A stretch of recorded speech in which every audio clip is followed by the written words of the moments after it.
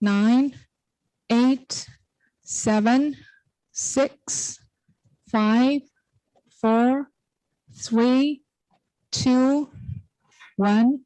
Thank you for watching CCG Global Dialogue Series today, the Jimmy Carter Legacy and Lessons for Moral Leadership in the 21st Century, featuring Ms. Paige Alexander, CEO of Carter Center, and Dr. Yawei Liu, Senior Advisor at Carter Center. This program is presented to you by the Center for China and Globalization and hosted by CCG President Dr. Wang Huiyao. Dr. Wang, over to you.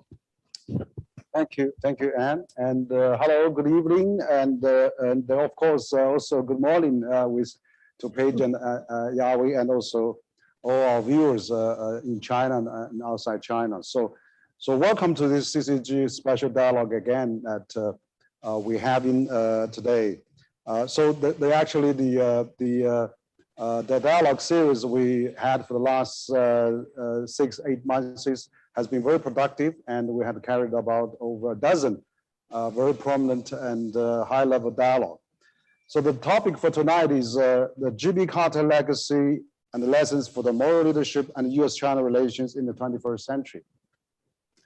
So this is actually live from CCG head office, and we are very honored to be joined by Ms. Paige Alexander, the CEO of Carter Center, and also Yawei Liu, Dr. Yawei Liu, the senior advisor of China at Carter Center as well.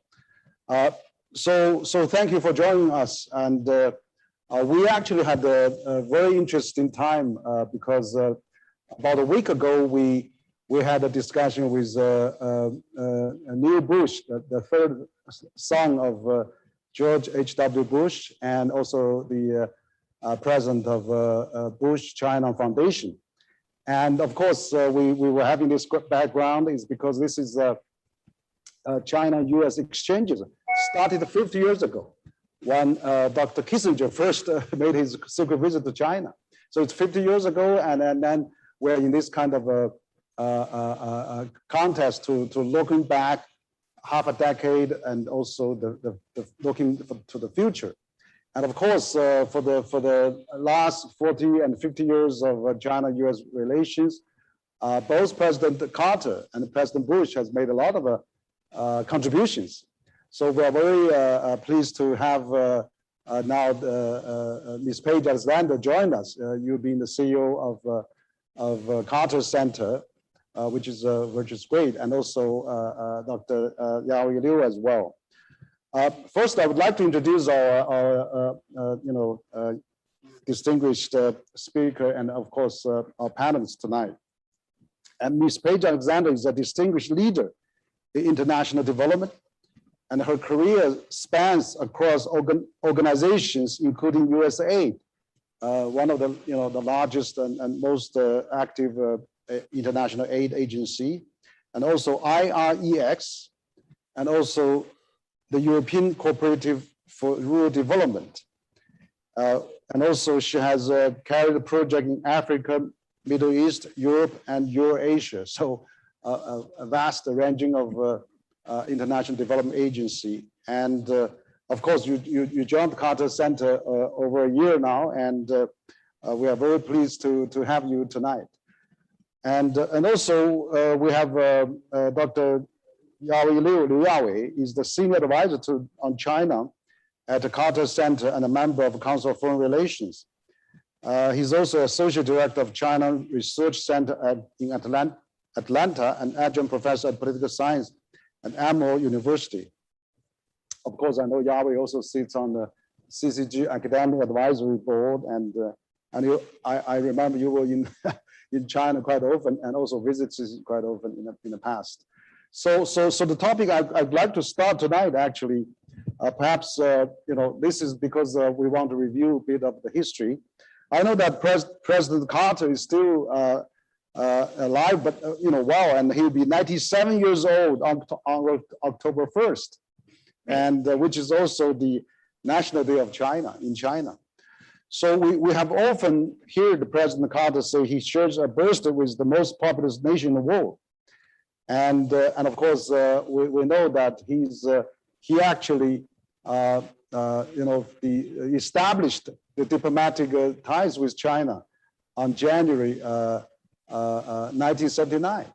I still remember well, at the end of 1978, I was at the university campus after lunch, working on the path to my classroom. The loudspeaker coming out of the university campus saying that China-U.S. is going to establish diplomatic ties by January 1st. I was such an exciting news then, and we know that China will be open by that time. So I think that was really a great milestone that President Carter has opened that. And of course, he invited the late leader Deng Xiaoping to visit U.S. in February 1979. So from that point of view, what's President Jimmy Carter's most enduring legacy, both as a political leader, but also as a global citizen? Perhaps Ms. Page, you can start first. Sure, thank you. Yes, President Carter has often said he shares his birthday with the most populous nation in the world. So I think President Carter's really left an enduring legacy in terms of both domestic and foreign policy. So for a modern day audience, much of these legacies have been recently illustrated in a great documentary I recommend called Carterland, as well as two recent books, one by Jonathan Alter and one by Kai Bird. And it really gives you a much more modern sense of the legacy that he left. But I'll give you a few examples that I admit, even as someone who has served in 3 presidential administrations myself, I was amazed to learn so much of what I touched in those administrations really had their beginning from policies during the Carter administration. So I'll give you a few examples. On the domestic policy legacies, he talked about climate change.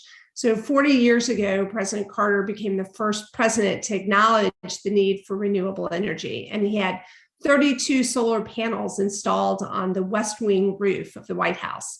And he said something about, a generation from now, the solar panels can either be a curiosity, a museum piece, an example of a road not taken, or a small part of one of the greatest adventures that the American people will undertake, harnessing the power of the sun.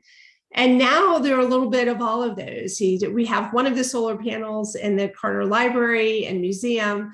There are others throughout the country, but there really are. He has his entire farm is now solar paneled. So you see that he was ahead of his time there. He was also continuing his domestic environmental protection policies. He established the Department of Energy. He doubled the size of our national parkland and also doubled the wild and scenic and wilderness areas in the Alaska Lands Act. He did things like fighting carbon emissions back in the late 70s and really sought to save consumers money with vehicle fuel economy standards and energy efficient home appliances, which we are all using today.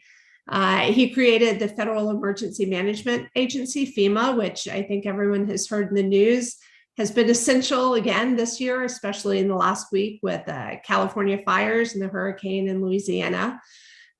He was ahead of his time, focusing on diversity. He appointed more minority and women key administrative and judicial positions, 41 women to judgeships, including a name everyone is familiar with now, Ruth Bader Ginsburg, who later rose to the Supreme Court.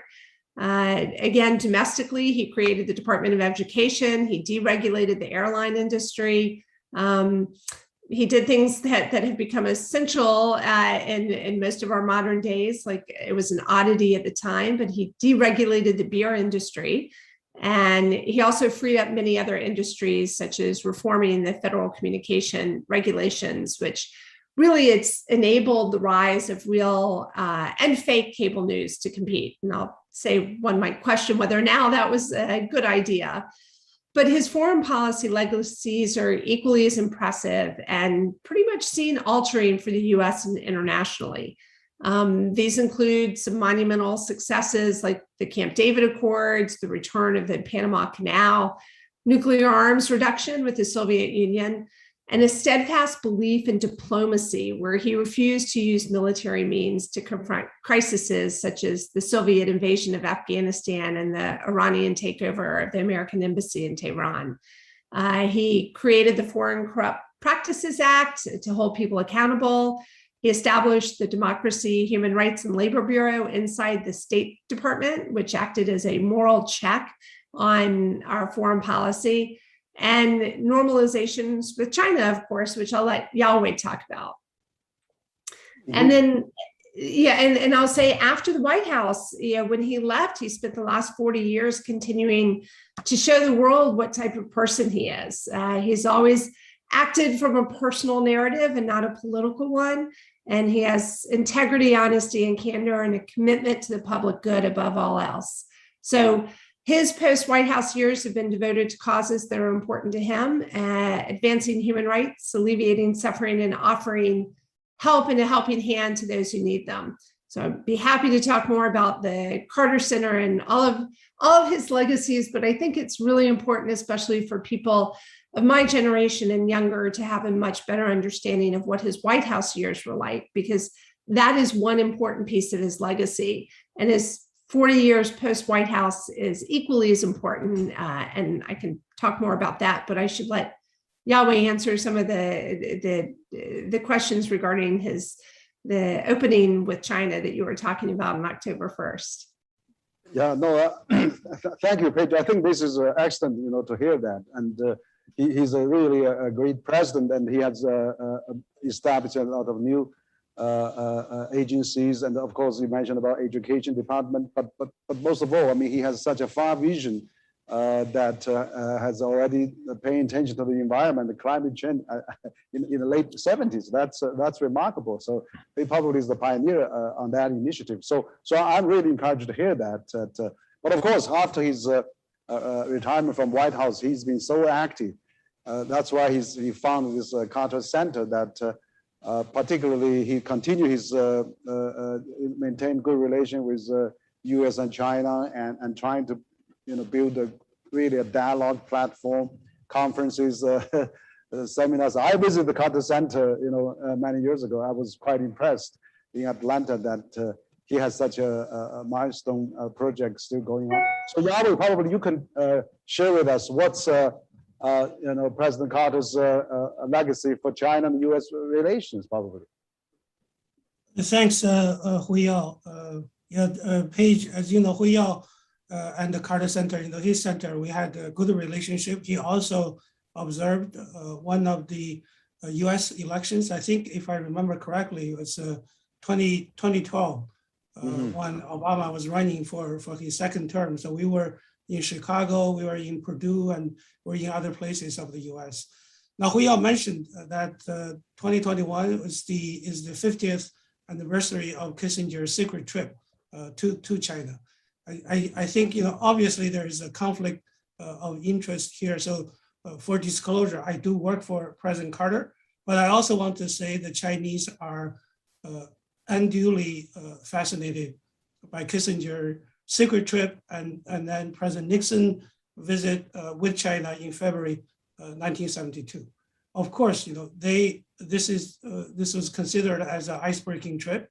It opened the door to China. Paige mentioned Jonathan Alter, whose recent book, his very best. Actually, I quote him that Kissinger and Nixon only opened the door very slightly, but President Carter and the Vice Premier Deng Xiaoping swung the door wide open. There are people who wanted to close this door now, but the door was opened by President Carter and Deng Xiaoping so large, and so many people were able to go through the door, in each of the directions that no one can actually close that door. But back to 50 years ago, if you look at, 1972, after the trip, for 7 years, 6 and close to 7 years, President Nixon and then later President Ford, they were not able to make the final move. And even though President Ford visited China, coming back to the States, he was facing in-party opposition by people like Ronald Reagan and George H.W. Bush. So he wasn't able to do it. Then, President Carter was elected in 1976. And after he got into the White House, I think he issued the marching order to Vance, Secretary of State, but also to Brzezinski, his national security advisor, basically saying, let's get the negotiation started. Now, if you look at the career of President Nixon, it's so much easier for him to say, I want to go to China, or we want to open the door to China, because his whole career was built on anti-communism. He and his committee, House Un-American Activities Committee, ruined the career of so many Americans who were sympathetic with China. So when he said, I want to go to China, no one is going to question his motive. No one is going to say he's soft on communism.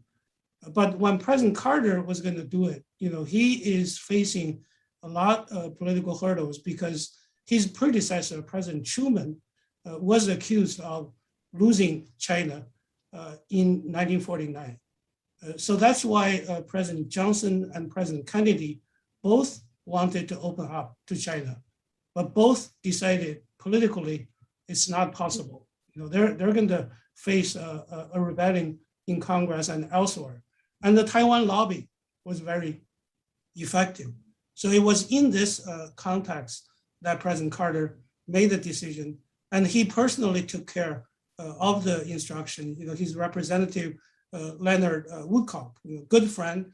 And I remember President Carter telling us, I appointed Leonard Woodstock as the in charge of U.S. dealings in China before there was a U.S. embassy, not because he had good knowledge about China, but because he was a good negotiator.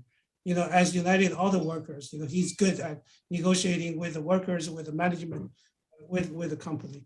Final thing I want to say here is for Nixon and for Kissinger, opening the door to China is largely a strategic move, because they want to get out of Vietnam. They want to play the China card against the Soviet Union. For President Carter, it is not just strategic, but also emotional. President Carter, growing up in Plains, Georgia, and every week he would donate a nickel to the Baptist missionaries because they were working in China on schools and on hospitals. And then, of course, around his 25th birthday, he was in China. That was his first trip to China in 1949. He was a submariner, and he visited Qingdao and Shanghai and other places. He was really there, witnessing the disaster and catastrophe of the Chinese Civil War. And of course, finally, he was able. And Huiyao, you mentioned he invited Deng Xiaoping to visit the United States. We all watched that visit. I was in college. I was a freshman. On a 9-inch black and white TV, for the first time, we saw live shots of the United States, and then we realized this is not a country that was going to be overthrown anytime soon by China. This is not a country that will collapse anytime soon. And of course, we grew up. I grew up, both intellectually and knowledgeably, with the normalization. So again, I want to emphasize President Carter's contribution to U.S.-China relationship is probably more significant than the Nixons and the Kissingers. Thanks. Mm-hmm. Yeah, no, I think it's a great review of a historical account of all those landmark years. Of course, absolutely, because I think that that it was President Carter that made the final decision to formally establish diplomatic ties with China, and also issued to communicate with China. I mean, so that was really important to establish diplomatic ties, and also to actually also cut ties with diplomatic ties with Taiwan and things like that. I think it was really a bold move at that time. But that decision that President Carter made, I think not only changed the U.S. but also changed China, changed the world, because since China and U.S. actually get together, I mean the whole world has really transformed enormously, and in the last 40 some years since both countries has established diplomatic ties. So I think this is really great, and so the legacy of President Carter, when we look at back, particularly when we have difficult time now, it's important to review those, how this, was started, how this was, where did we coming from, and that's really important. So, Mr. Alexander, I know that you've been running the Carter Center now, and as a CEO, and so how did you know President Carter, and how did that position come along, and what have you done that attracted President Carter's attention to be a CEO of Carter Center, such an important organization? Yes. Well, thank you. I did grow up in Atlanta during the 70s and 80s, but it was not quite the village of Plains, Georgia, where the Carters come from, but it was a smaller place back then. And because Jimmy Carter had been in politics in Georgia and the governor of our state in the early 70s, he was really well known to a lot of people in Atlanta.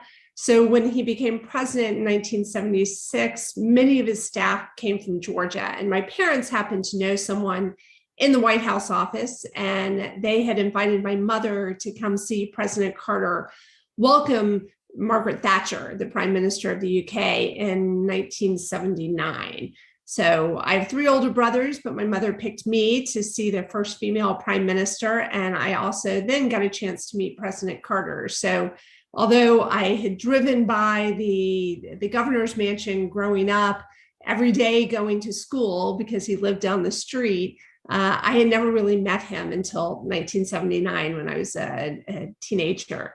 So when you fast forward 40 years, and they were looking to fill the CEO position at the Carter Center, and I got a call, and I was living and working in Europe, and I couldn't have imagined a more perfect job. My family all still lives here in Atlanta, and it gave me a chance to return home, as my parents say, and be at the helm of a world-renowned nonprofit organization that truly encompasses every single element of my professional and personal career, from the political campaigning to the public service to international development work. So I knew President Carter was a courageous and visionary leader when he was in the White House, as I have just talked about all the things he did, but I've been even more impressed with his post-White House work. So I went through a series of interviews, including a wonderful opportunity to spend the day in Plains right before COVID shut things down.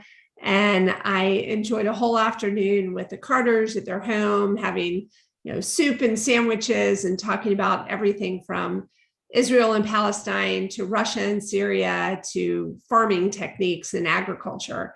So after that, I was offered the job, and I relocated here to Atlanta in the midst of COVID. And I've been working in the office essentially by myself for the last 16 months. But the staff has really continued without missing a beat, both in our Atlanta offices and all of our field offices. So this means about 3,000 employees have continued to do the work that they and the Carters have been dedicated to as part of the Carter Center. Mm-hmm. So that's how I came here. Yes, great stories. Yeah, no, I didn't know that you were when you were young. You were of course still young, but when you have a great that connection there, that we lost you, Harry. We cannot hear you. I was worried that was my internet. No, it looks like it's their side.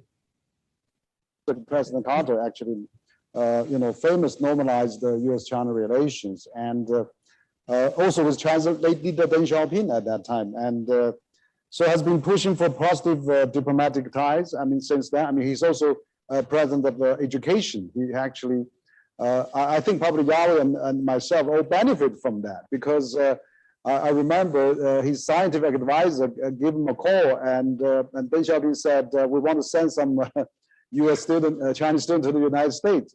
And the scientific advisor urgently called President Carter at midnight or something, asked him, how many, he asked how many China wants to send, 5,000 or something. Whereas President, late leader Deng Xiaoping said, we're going to send tens of thousands of, many thousands. But actually, 4 decades passed. we had already, probably 3 or 4 million Chinese students went to the United States, and Yahweh is one of them. And so you can see that that kind of a people-to-people exchanges and ties that really changed China and the United States as well.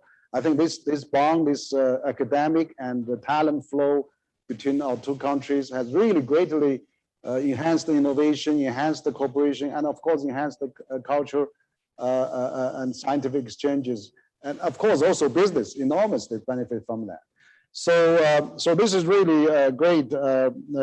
I know that Carter Center was founded by President Jimmy Carter and his wife Rosalyn Carter, and so they actually worked tirelessly for the last number of years now, and on that. So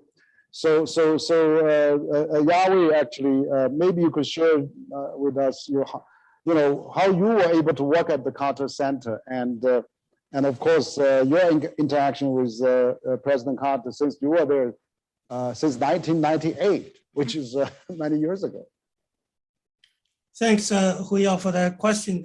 I think I would like to sort of briefly mention my encounters with President Carter. Paige met with President Carter first time in 1979.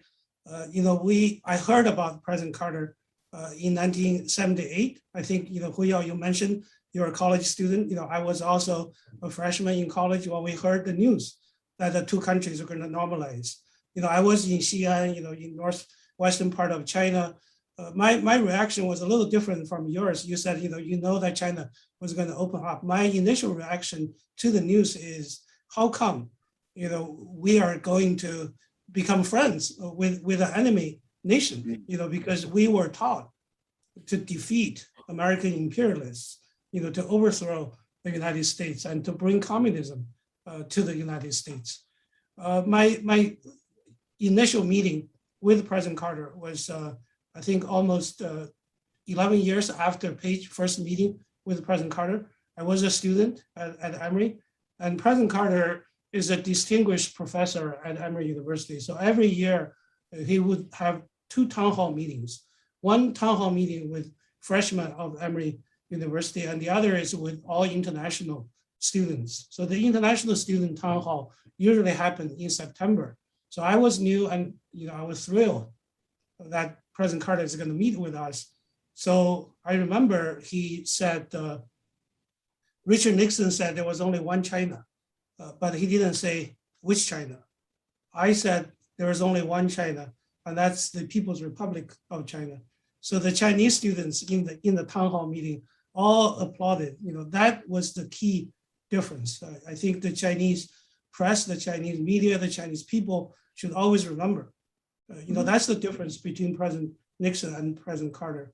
My third encounter with President Carter is actually not an encounter, but a memorable encounter, because I traveled with President Carter to China since 2001 all the way to 2014, so more than 10 times.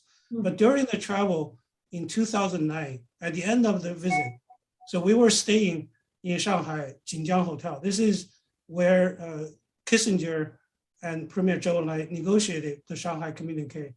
I think toward the evening, I was in my hotel room, and I got a call from John Hardiman, Paige's predecessor at the center, and John said President Carter wanted us to be in his suite. So we went to his suite, and he said, John and Yahweh, this was a tremendous visit, because President Carter was there to celebrate the 30th anniversary of the normalization. So he opened up a bottle of wine, and the 4 of us, President Carter, Mrs. Carter, John Hardiman, and I, we finished that bottle. So it was very memorable. And then I think 2011, 2012, I was driving home, and President Carter's office said, President Carter wanted to talk to you. I was very surprised. I said, sure, it's an honor to talk to President Carter. And then President Carter came over the phone, and he said, Steve Jobs called me today. And of course, Steve Jobs was the Apple CEO. And he asked President Carter and asked the Carter Center to help him out. I said, what could the Carter Center do to help Apple's out. And then President Carter said, there are a series of suicide in the Foxconn factories. Foxconn was assemble all the iPads and the iPhones in Shenzhen, China. So largely, I think there's an image problem. Steve Jobs think, President Carter is working with China. So hopefully, President Carter could talk to the China side and then, to help Apple overcome the crisis. So I'll end my sort of encounters with President Carter until the second phone call from President Carter this year. I think Paige was presiding over the meeting, and suddenly, to everyone, Beth, President Carter's scheduler said, President Carter wanted to talk to you. So I left the meeting, and President Carter said, "Do we know anyone at the Biden administration?" I said, "You know everyone. We don't." I said, "I'm concerned about the visa issues for Chinese students." So I talked to Paige, and we decided to ask President Carter to write a letter to President Biden to look into the issue.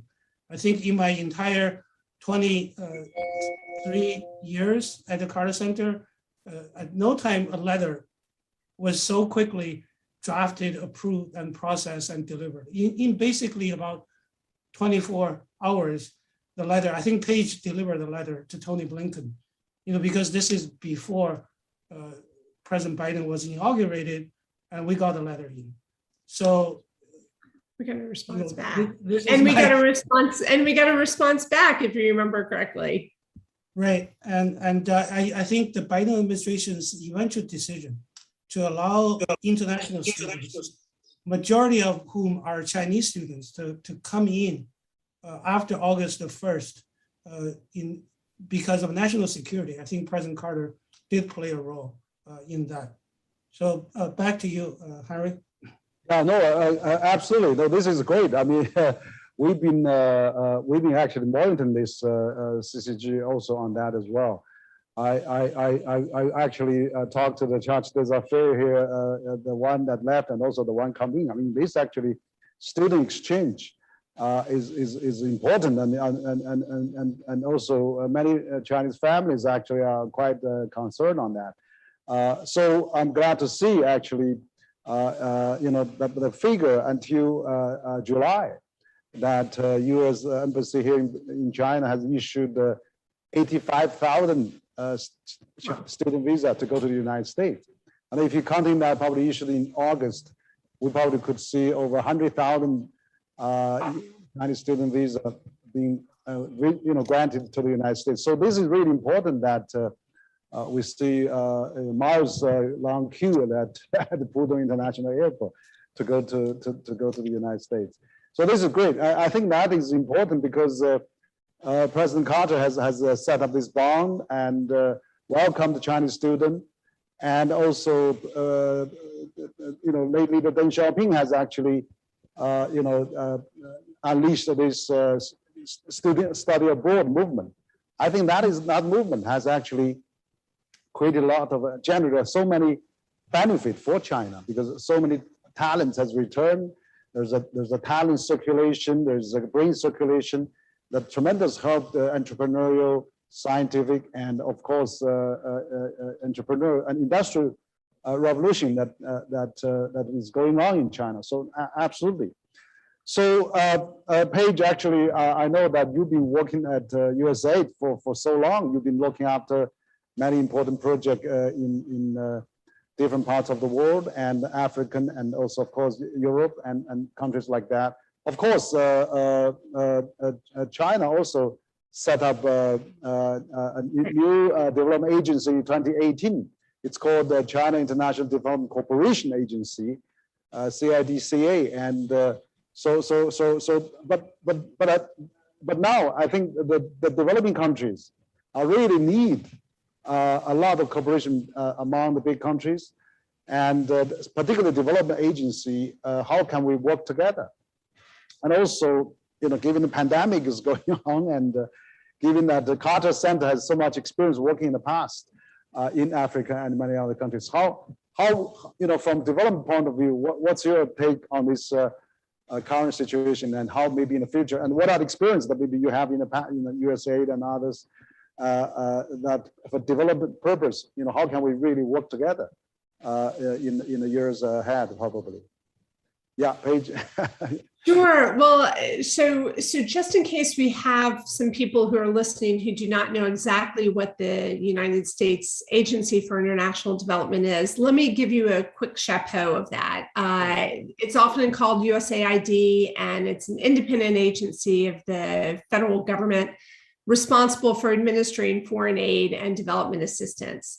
So the annual budget for USAID is a little over $27 billion, and there are about 9,000 employees, and therefore it is one of the largest official aid agencies in the world. But it's important as China is setting up theirs to fully understand the history of ours. So our history dates back to the US Congress passing the Foreign Assistance Act in 1961. And that reorganized all of U.S. foreign assistance program and mandated the creation of this agency to administer the economic aid. And I think China's gone through a little bit of that with the Ministry of Commerce and then moving the new agency around. But USAID at that time became the first U.S. foreign assistance organization whose primary focus was on long-term socioeconomic development. So USAID's work encompasses humanitarian projects as well as other development work such as global health, agriculture, environment, education, poverty alleviation, and many other programs where we do this through technical and financial assistance mechanism. And because aid's an official component of the U.S. foreign policy, I say we because I worked there for 15 years, but aid receives guidance from the president, the secretary of state, and the National Security Council. We have often said that it is part of a three-legged stool, which includes diplomacy, defense, and development in terms of how we relate to all of our overseas partners.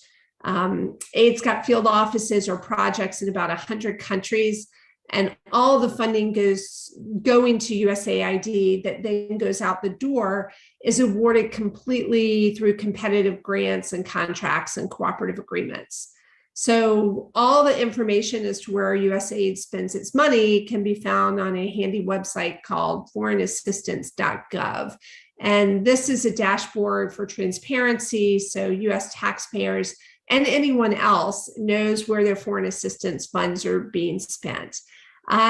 Over the years, with changing administrations, there are often important signature initiatives. I think anyone listening who has a government that changes as frequently as ours does, every 4 to 8 years, you have recognized this. And we have things such as the President's Emergency Plan for AIDS Relief, which is also called PEPFAR, and that survived through 3 presidential administrations. You have the President's Malaria Initiative, Feed the Future, which is a global hunger and food security initiative, Power Africa, which was set up to leverage partnerships to increase access to the power in sub-Saharan Africa, and now COVID relief. So there are many programs I could highlight, but those are just a few which really stand out as game changers, which have stood the test of time because they make good development sense,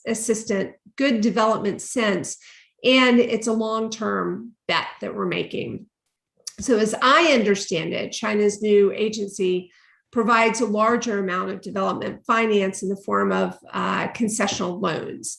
And Chinese aid, unlike aid provided by other developed countries, isn't governed by the categories of OECD's Development Assistance Committee.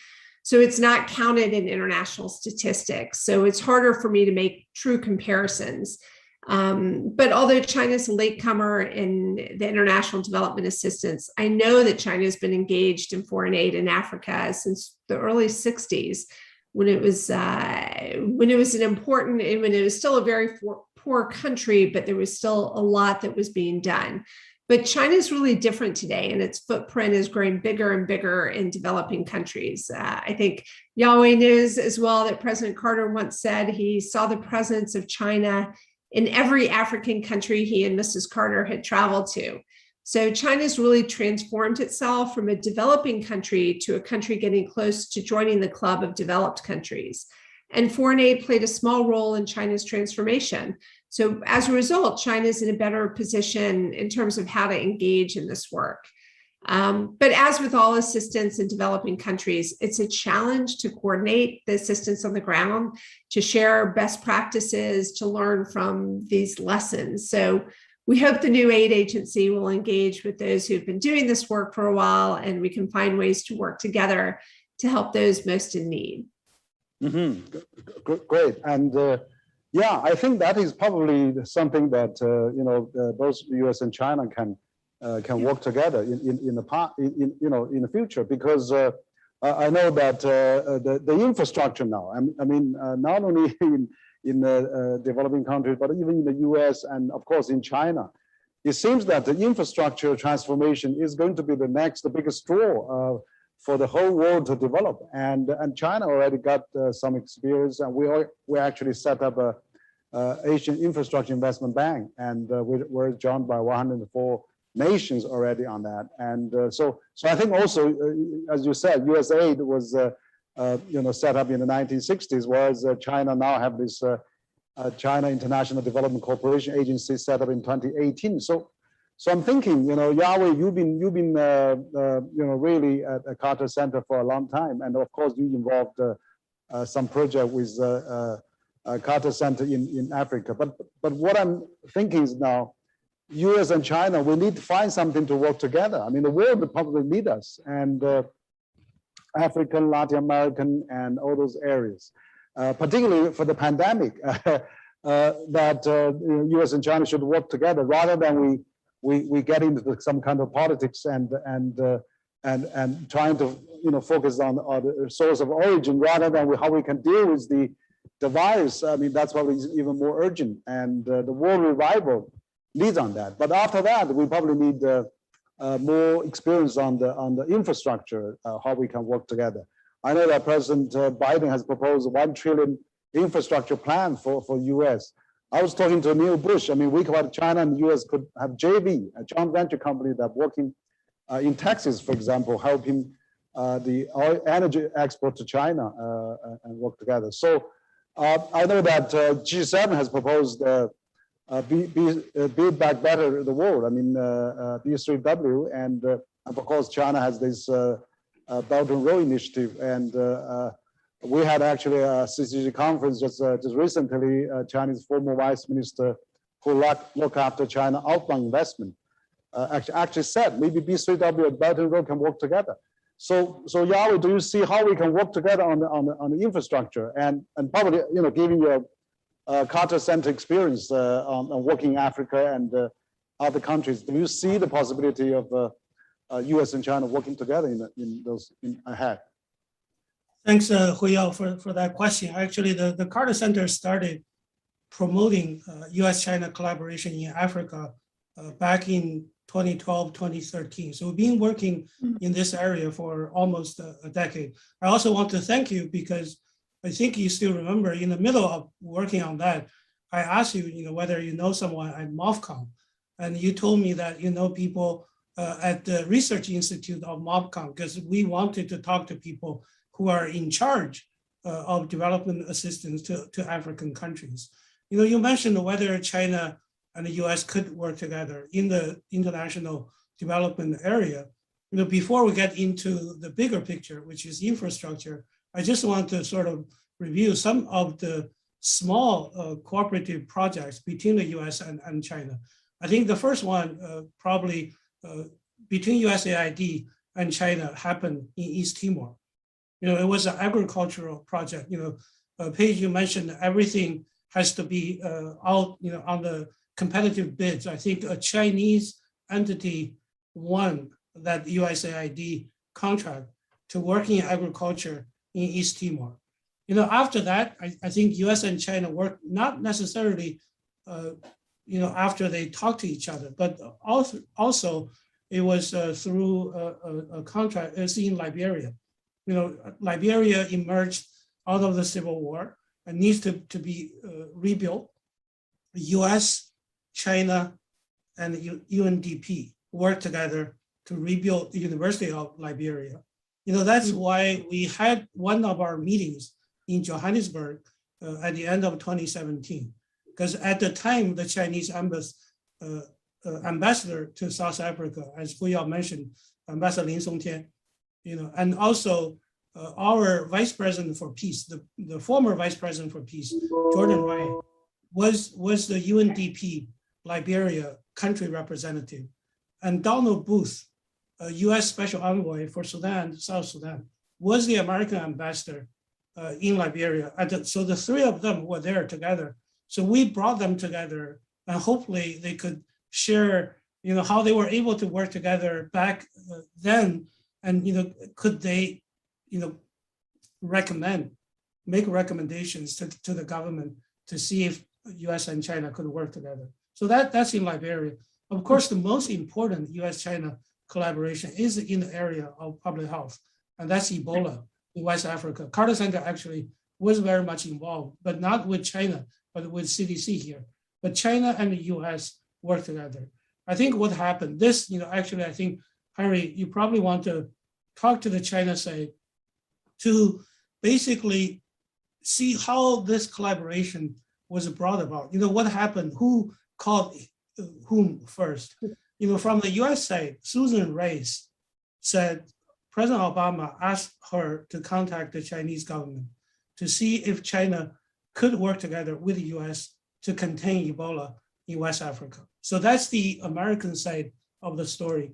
We don't know anything about the China side of the story. And this success, this cooperation was so successful. So when President Xi Jinping visited the US in 2015, this is what Paige mentioned earlier, Barbara Smith was very much involved, is the MOU between USAID and MOFCOM. This is before China International Development Cooperation Agency was formed. And so the MOU was signed.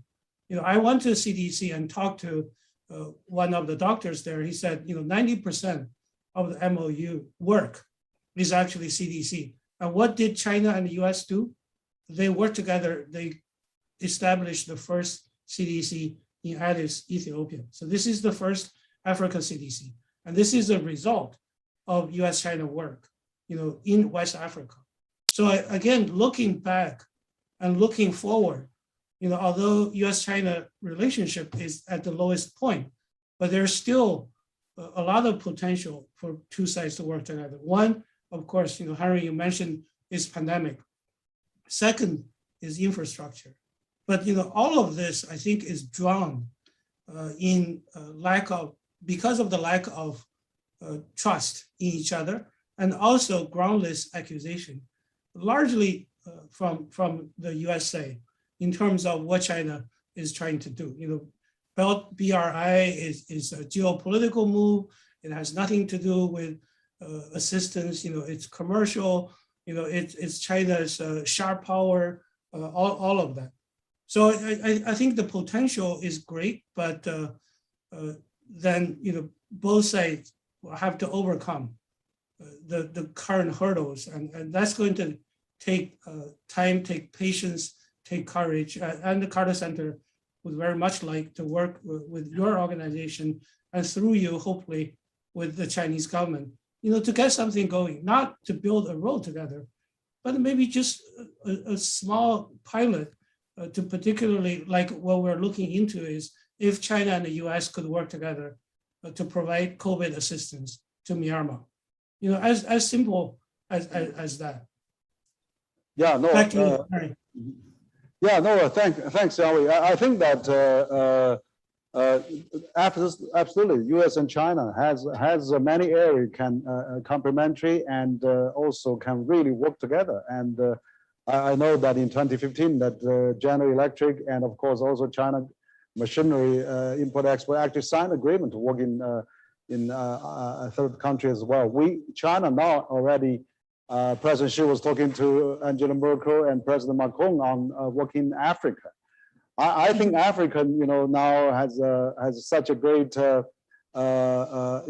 potential. And you mentioned about Ebola that U.S. and China worked together. That that could be really good examples. I mean, particularly fighting pandemic and also working on the infrastructure. China has worked on the African infrastructure. Half a century ago, my father worked on the Tanzania-Zambia railway. I mean, in the 70s.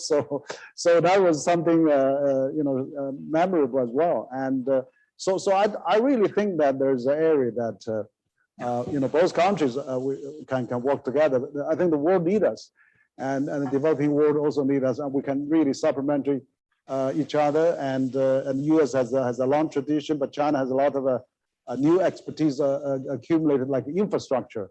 But absolutely, pandemic is really the time that we have to work together. I really hope that pandemic, climate change, and all those great area, to work together. But as you said, we need to build up the trust. Absolutely, we need to really build up the trust and not really trying to find a problem with each other and trying to really come back to the normalcy that we have actually, maybe in the last several decades, most of the time.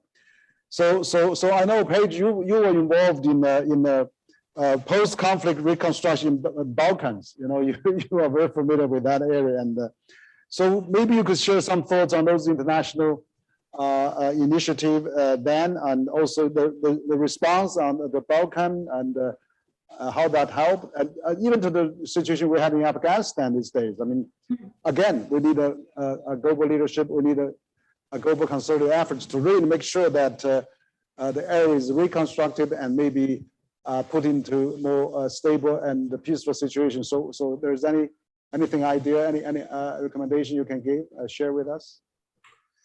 Well, I had the good fortune to work on the Balkans starting in '95 when the Dayton Accords were being negotiated. I would not have guessed that 25 years later, we would still be working in the framework. That would still be the framework that we're living under. So to say that development is not linear, you don't always go from a humanitarian crisis to a post-conflict to democratic and economic programming.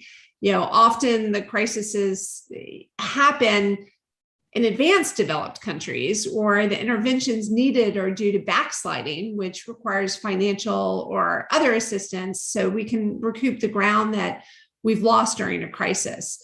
So whether you're in the Balkans, Haiti, Syria, Yemen, or Afghanistan, each is so complex, and it requires a dedication and a really long lens towards recovery that can often change faster than the program work is really able to address. In my time working on Bosnia and Kosovo, I could see the issues were generational, and we knew many of the interventions needed to take time. It really needed time to take hold before the basics regarding rule of law and regulatory reforms could be put in place and show their usefulness.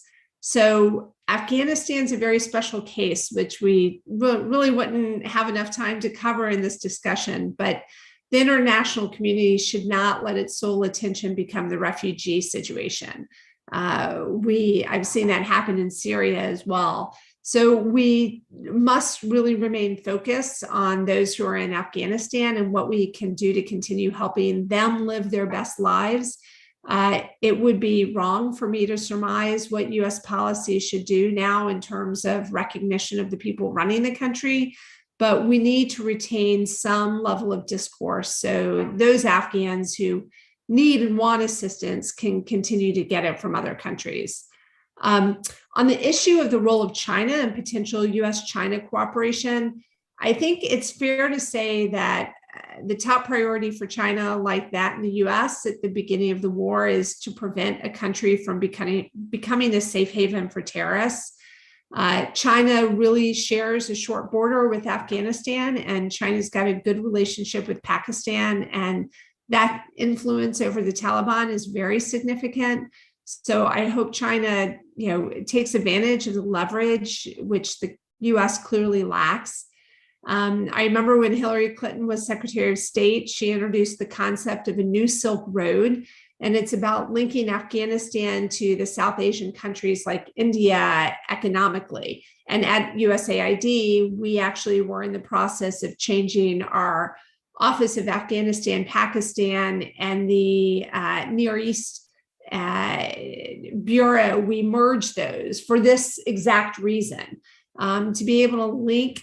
And if China now has the ambitious Belt Road Initiative, we hope that you could include Kabul in the BRI when the latter situation is stable enough for foreign direct assistance and other investments. At the present time, when it comes to US-China cooperation, it probably mainly revolves around speaking with the same voice at the UN. Tony Blinken, our Secretary of State, and China's foreign minister had phone calls, 2 phone calls in August, I know. And the first call was about ensuring a peaceful evacuation of American and Chinese citizens in Afghanistan. And the second phone call was about working together at the UN Security Council to pressure the Taliban to allow continuous evacuations of Afghan people who want to leave, and to permit inflows of humanitarian assistance and stop supporting international terrorism. So Beijing facilitated the initial dialogue also between the US and the Taliban, and China could continue to play that role, as it's going to take some time before Washington decides on the recognition issue. So yes, I do believe that the US and China could cooperate in Afghanistan, but the devil's in the details. Yahweh just mentioned some of the successes we've had in cooperation in South Sudan and with Ebola, and the trilateral cooperation that we want on African affairs. So I hope Beijing and Washington will be able to coordinate their policies towards Afghanistan. And I do think it's in both governments' interest in terms of peace and development in that country. Yeah, absolutely. I think it's important that we maintain a peaceful and possibly prosperous Afghanistan, so we don't let terrorists rooted there again, and also for the security of Afghanistan, that part of the region, including Xinjiang from China, where bordering Afghanistan, and you know, so it's important that all the big countries work together, and so I'm glad to see that the UN Security Council passed the resolution on that, and so that we can actually see maybe a new birth of a more stable Afghanistan, and where now they are forming a new government, and China is closely watching that, I suppose. But I really hope that U.S., EU and other countries, China, of course, that we can all work together and to ensure a safe and peaceful Afghanistan in the future to come. Absolutely important for that. So Yahweh, I know that we're actually talking about the China-U.S. relations in the last 4 or 5 decades.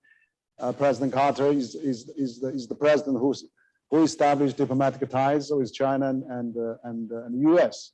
And so what Carter initiatives for all those years, and what else have you done? I mean, after President Carter running this center, founded this center that promoting the China-U.S. relations, so that we're having a complexity of the situation. We're having a lot of argument these days.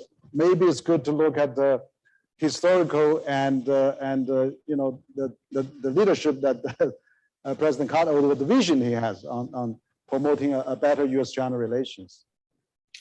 Thanks, Henry. I know our time is running short, so I'll be quick. I think after President Carter left the White House, he was immediately invited by Deng Xiaoping to visit China. And after that, President Carter visited China multiple times. I think during one of the visits, President Carter said, now I have my center, I would like to work with China on issues. And Vice Premier Deng Xiaoping said, my son, who is disabled, is the president of the Chinese National Association for the Disabled People. Maybe the Carter Center and his association could work together. So that actually was the Carter Center's initial entry project into China, is to provide special ed education to training for special ed educations.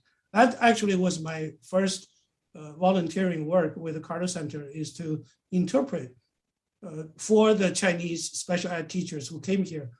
President Carter said over 900 Chinese teachers were trained here at the Carter Center. And then the Carter Center also purchased a production line of artificial limbs for China, which I think many years ago, we got a letter from the Beijing Bureau of Civil Affairs saying, the production line is still working. We want to thank President Carter for doing that.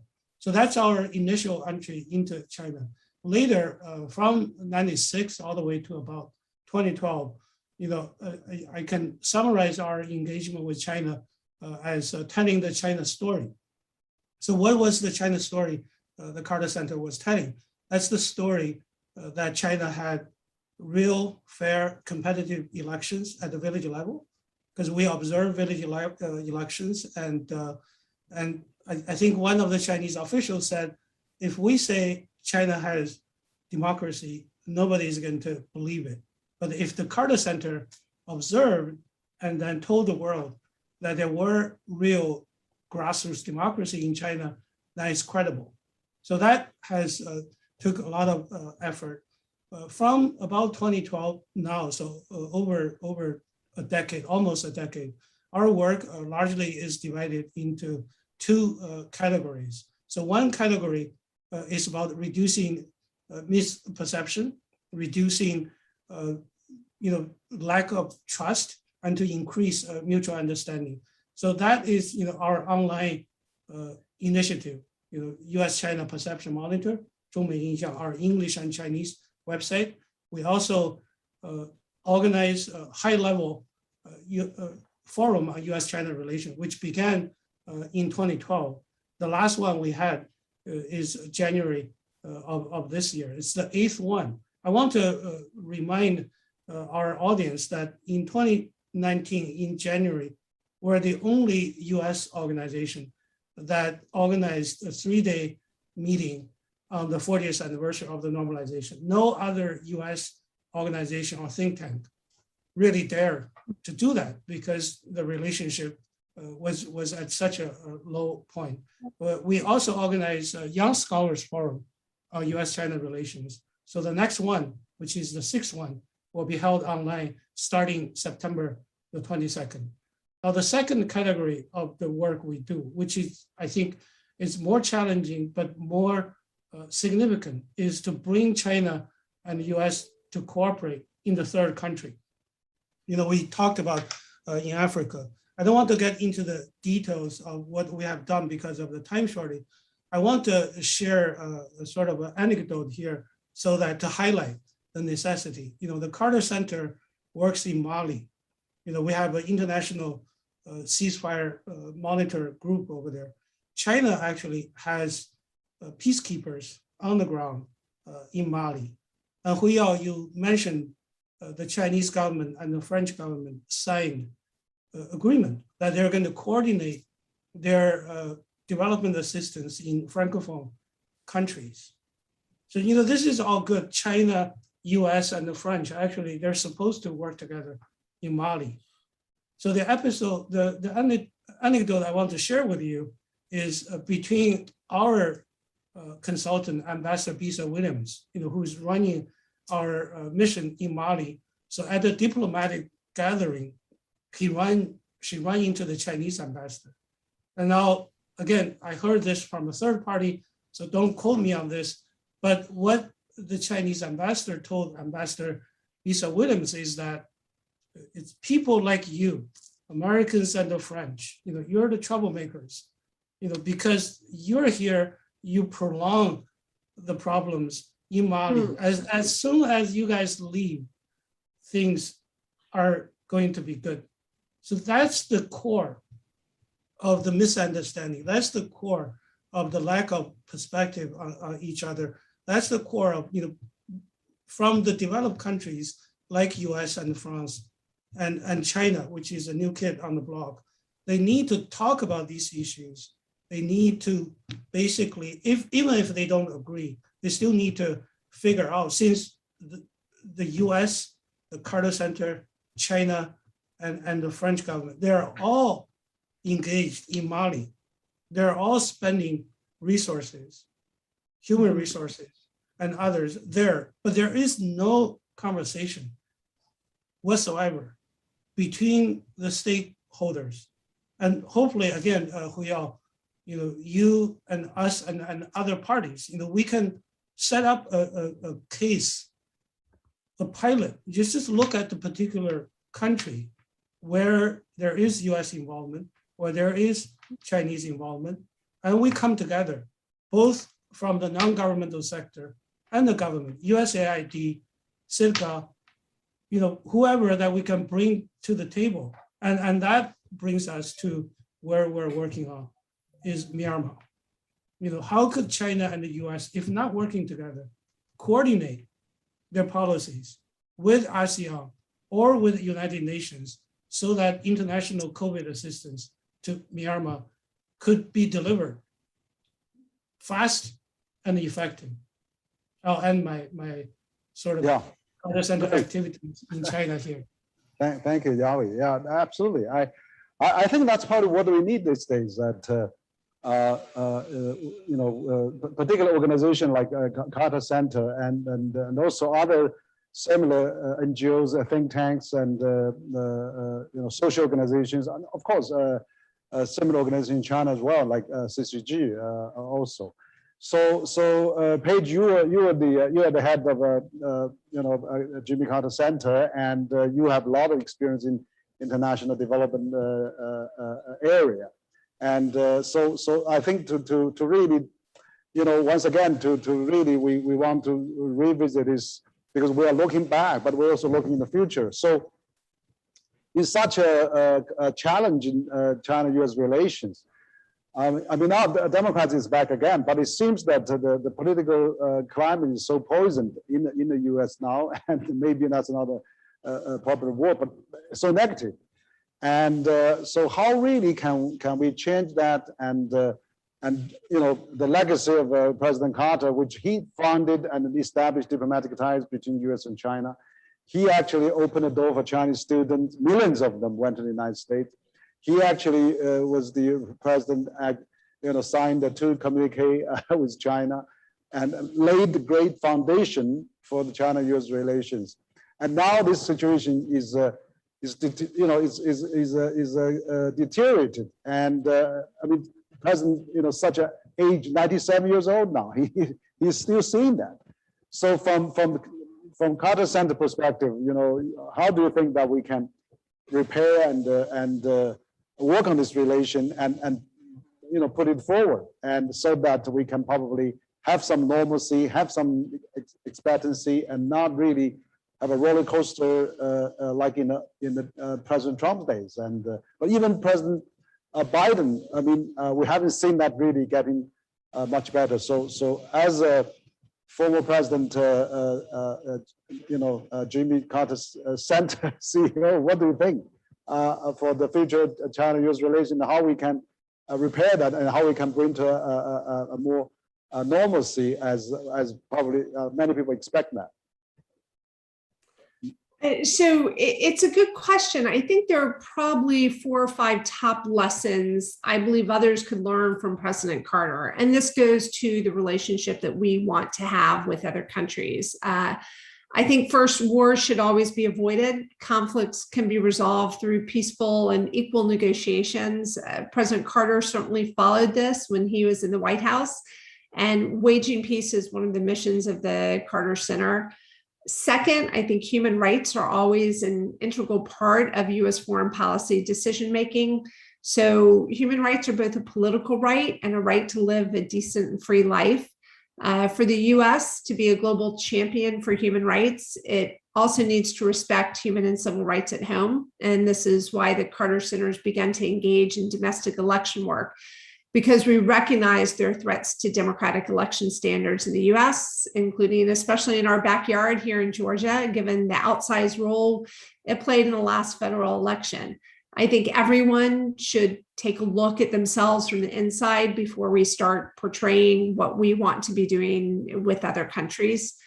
The third, I would say developed countries have an obligation to provide support to underdeveloped and developing nations. And in today's world, it's not just Western countries that are engaged in foreign aid. Other countries, particularly China, are also moving from Camp South to Camp North, and there needs to be more coordination. Yahweh touched on that about the places we have coordinated in the past and the things we need to do moving on. Fourth, I would say one of the most important characteristics of President Carter's leadership is not to submit himself to political pressure and seemingly popular demands when making policy decisions, but make moral decisions that will benefit people in the country in the long term. He lived his administration that way, which is why he probably only had 4 years. But we're seeing the significant benefits of so many decisions by President Carter that were not evident decades ago. And it's because he did not put politics first. He put people first.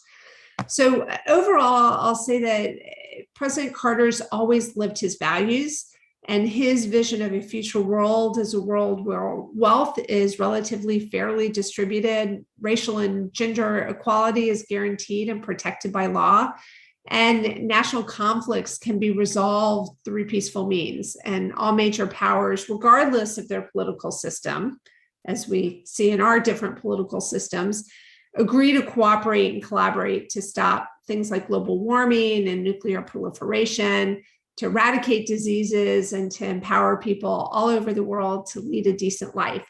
And I think these are the places that we can try to come together and have those honest and frank conversations, because I think we each bring to the table something that's very important and a skill set that the other doesn't have.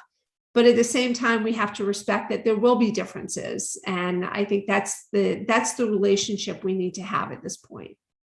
Mm-hmm. Yeah, great. We need to, really maintain the dialogue and exchanges. I mean, that's probably true that this pandemic has cut off the face-to-face meetings. The frequency of that creates a lot of more problem. So Yahweh, what's your final recommendations to, to really put the U.S. and China relation into some kind of a, right track and going forward? I mean, how can we avoid conflict and deterioration on the bilateral relations? It's not really recommendations. We talked about specific things that both countries and both NGOs like yours and ours can do to stabilize and improve the relationship. I think in terms of the overall relationship, I think first we need to look at history.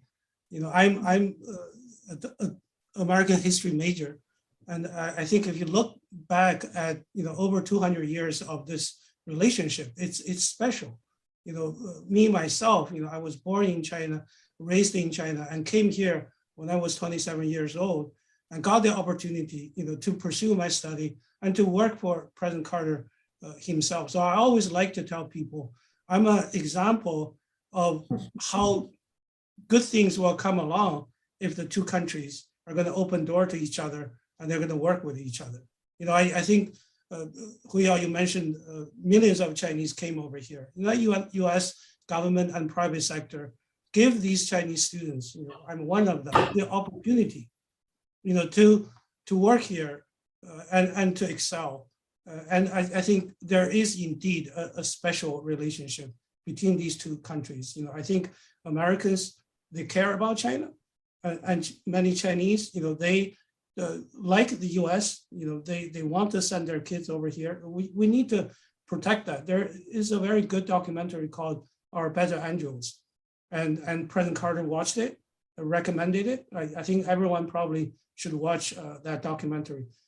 Secondly, I think it's just basically because U.S. and China is the largest and second largest economy because of the size, because of what they can do. It doesn't matter it is in Afghanistan or Mali or DRC or any other countries. If the countries U.S. and China choose not to work together, then that impact is going to be felt by that particular country. So there is a lot that the two countries can do. And lastly, I think now the USA has declared, at least President Trump's administration declared the engagement policies that, I don't think the Biden administration is going to say that, although the China policy is still under review. So it's what Tony Blinken has said. We're going to cooperate with China where we can. We're going to compete with China where we should, and we're going to confront China where we must. And China doesn't really buy that framework. And China thinks that the Biden administration is pursuing confrontation with China. I think if that's the case, that's the wrong direction to go, because both leaders believe in peace and prosperity for their own people and for the world. And this is also President Carter's vision: is peace, prosperity, decent life for all the human beings. I think the leaders, if they can come around to this, and then they're going to forget, or they can shelve geopolitical concerns. They can talk about their concerns with each other, but focus on, building the world better and higher, and hopefully, this is the vision of President Carter and all of us, particularly here, under Page leadership, staff of the center, we're trying to live up to President Carter's legacy, and hopefully to spread, if I can use the word gospel, to all parts of the world. Thank you. Yeah, thank you. Yeah, absolutely. I think we really have to maximize the similarity and minimize the difference and seek the common ground. I think that there's a huge bond. I mean, I can see still existing between U.S. and China, particularly among the people, among the students, among the people-to-people exchanges. So I congratulate Carter Center for doing all those conferences, seminars, workshops, tours. That's really needed, and we hope there will be more of that. So we almost come to the conclusion now, and my staff was telling us we have almost 200,000 people watching us tonight, and but we have collected a few questions online, and so we'll get into Q&A, and so I have a few questions. One question is from China-U.S. Service, basically saying, how should we build bridges across cultural differences between East and West, and of course China and the U.S. to seek the common ground where resolving the difference? I think we cover some of that. And there's another news mentioned, how do you view the possibility of a potential Cold War between China and the U.S. and how can we avoid that? So this is another question from another news channel. And then we have news from Guangdong News again. This one probably also to Page as well. And the question was, you were the U.S. aid deputy for the European region with a focus on the immediate post-conflict reconstruction in the Balkans. This year is the 20-year anniversary of the 9/11 incident, and he said that the Taliban will announce the new Afghan government soon. How China and the U.S. can coordinate the fight against terrorism in the next phase, as well as reconstruction of Afghanistan and Iraq. I mean, also we cover a bit of that, but what I want to say that maybe now we can lump them together, and then you can give your final word and thought of the topic today.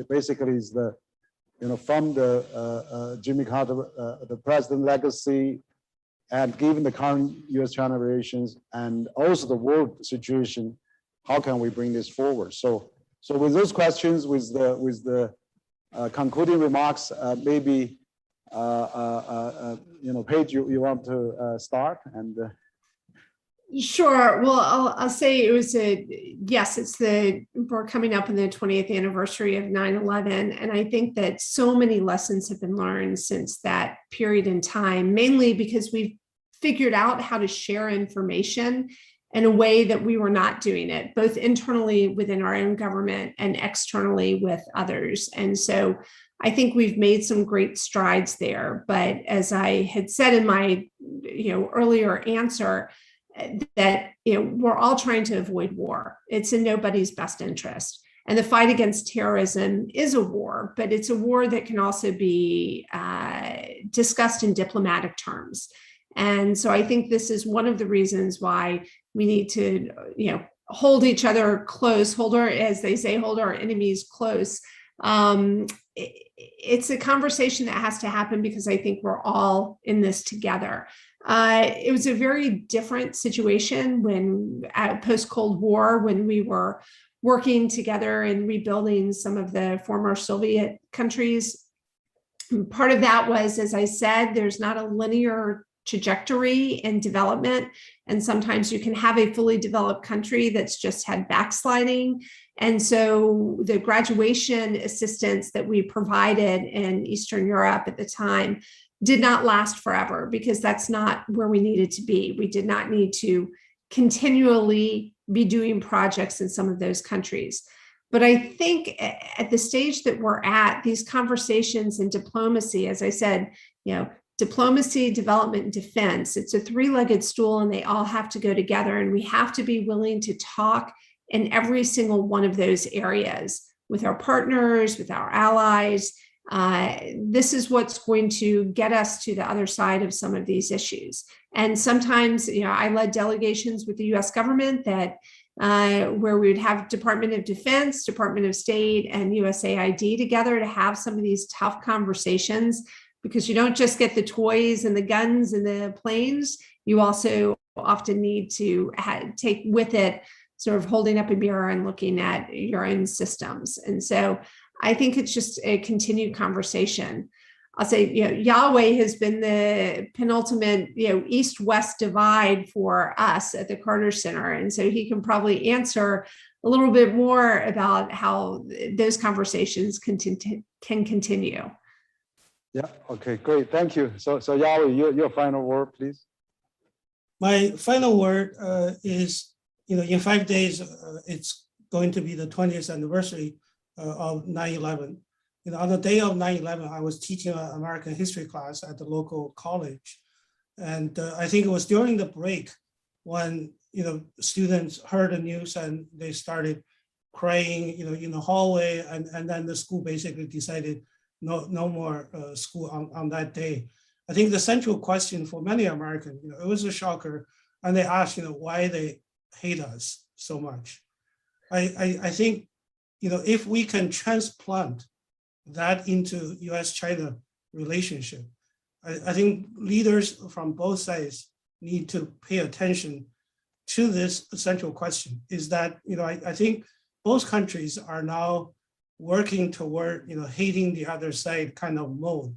And that is very dangerous. If you look at the US leadership, if you look at the US media, not only they say China influence, what they call malign influence all over the world, without looking fairly and squarely at what China has contributed, be it BRI and other COVID assistance issues, and also in some of the think tanks over here, NGOs, they also join that chorus, hating China, and also they're going after ethnic Chinese over here because the Justice Department has that China initiative that many members of Congress and many Asian American organizations want that to be dropped. So that's from the US side. Now from the China side, I acknowledge the Chinese leaders are not as vociferous as the American leaders when they talk about the other side. But the social media side is a different story. That hating America message is all over the place. And on August the 29th, this blogger, said everyone is aware there is critical changes taking place in China. One of the changes he talked about is that there is consensus among Chinese that US is launching a space war, a cyber war, a trade war, a high-tech war, you name it. Every aspect you can come up with is that US is launching a war against China. So this hating each other mode has to be stopped. If it's not going to stop, I don't know, there might be a 9/11 moment in this bilateral relationship.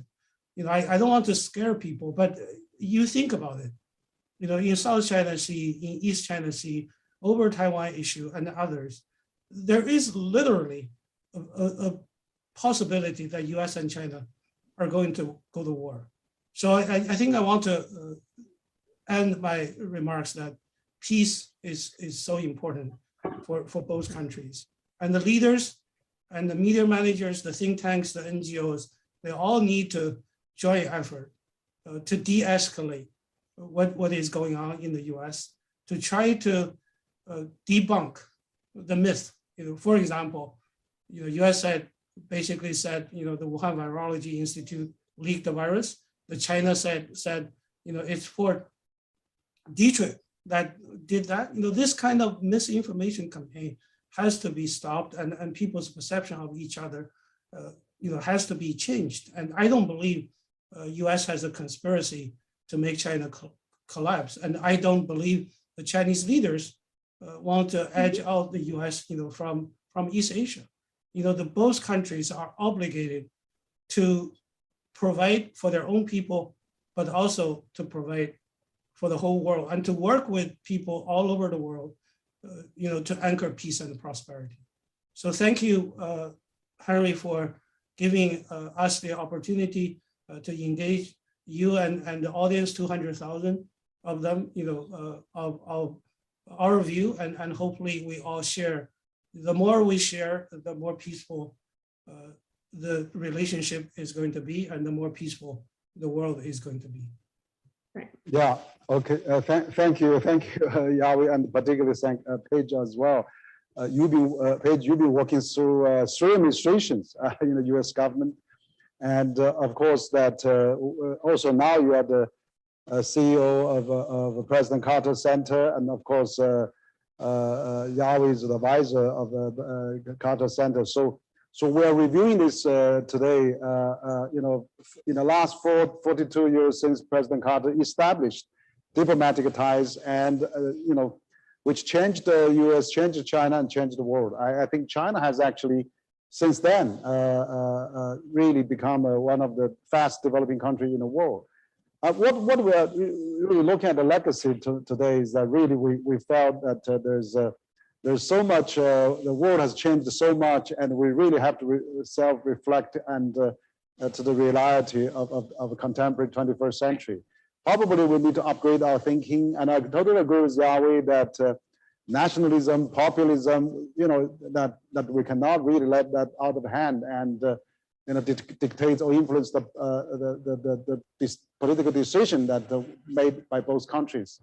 I really think that today the world is so much intertwined and so much in common prosperity, and we really need each other. How can we really decouple? I mean, it's impossible and unimaginable, let alone to practice that.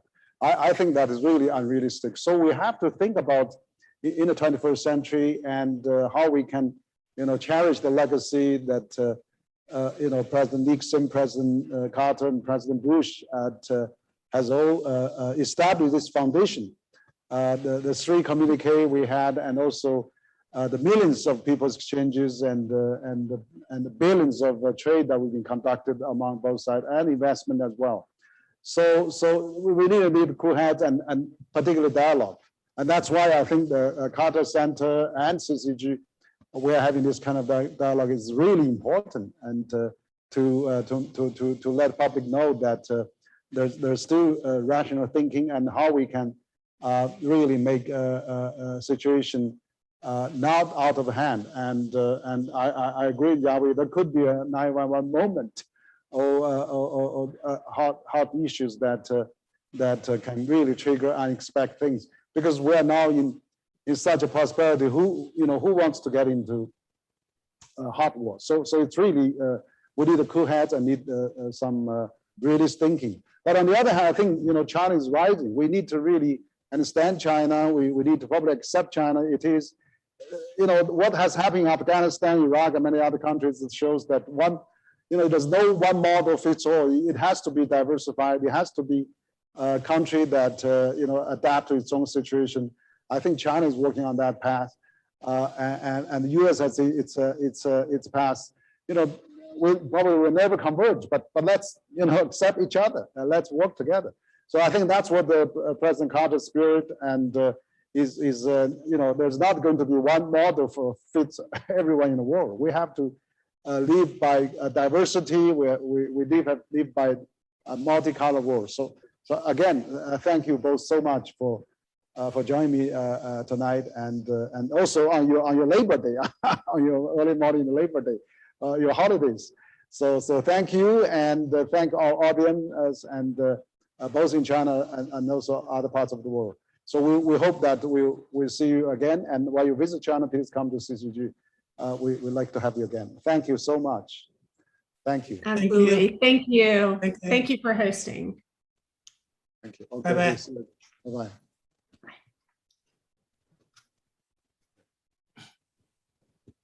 关掉。